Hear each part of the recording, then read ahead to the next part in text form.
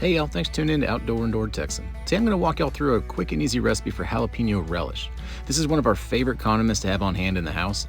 You can choose your level of heat. It adds a great bite of acid to just about any meal. It's mildly sweet and it goes great on just about anything.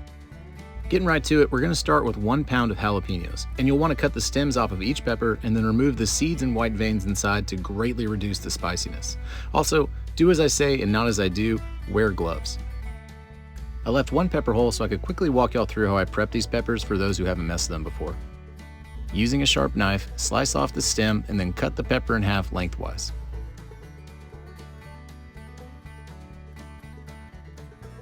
Now, using a spoon, scrape out the seeds and veins inside. This will reduce all of the heat from the jalapeno, just leaving that flavor and none of the pain.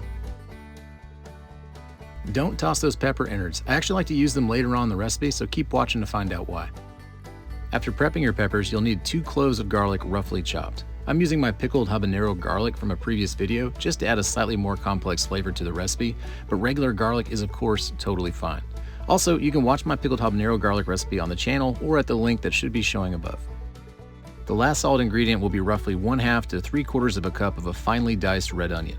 I'll be using a food processor here in a minute, so you don't have to have the perfect knife work, but just rough chop the onions to give your processor a head start. Now add all 3 ingredients to a food processor so we can dice them down to small, relish-sized bites. Think about how big you prefer your relish chunks and carefully pulse the food processor until they're the right size.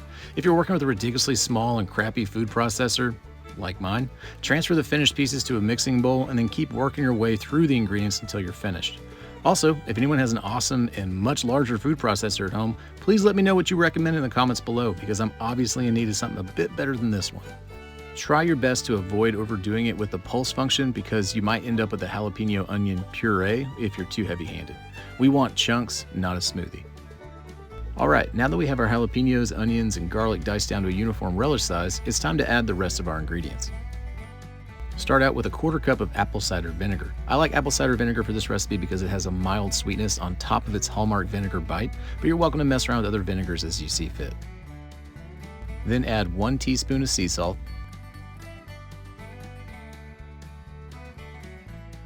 a couple dashes of fresh ground pepper,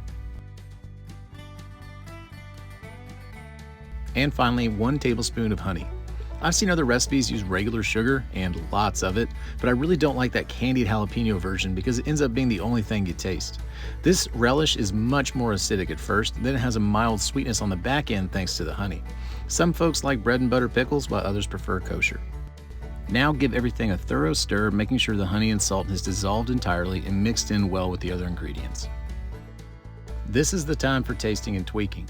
Do not skip this step. This is the chance to add a dash of this or a splash of that to suit your taste specifically, which also means it's time to bring out the jalapeno seeds and veins from earlier. So, why do we save all that pepper prep waste? Because the seeds and white veins are essentially the spiciness in a jalapeno. If you taste your batch and want a little more heat in it, add a small amount of seeds and vein pieces, stir it up, and taste it again. You should notice an immediate change to the spiciness level, and just keep repeating that process until you have it exactly where you want it. Once you're happy with the taste, transfer your relish to a sealable container of some type and store it in your fridge. It's best to let the mixture marinate for at least an hour before using it so that everything really comes together flavor-wise. A jar of relish should stay good for a couple weeks, if not longer, when stored properly in a refrigerator with a sealable top. You can also freeze a portion of this relish for use in the future, and it'll taste just as fresh as if it was made the same day. This relish is perfect for any savory dish that needs a splash of acid and heat. Put it on hot dogs and hamburgers, slap a dollop on your morning eggs. Use it as a chimichurri for steaks, mix it into some queso, smear it over some chicken breasts, eat it out of the jar like a wild man. The list just goes on and on. Let me know in the comments below what you're using it for and how you like it. That's it for this one, and thank y'all so much for watching. I try very hard to stay engaged with my viewers, so don't hesitate to shoot me a follow-up question or an idea on how you tweak this recipe to make it your own. If you're new to the channel, please consider subscribing for more great content to come. Alright y'all, take care.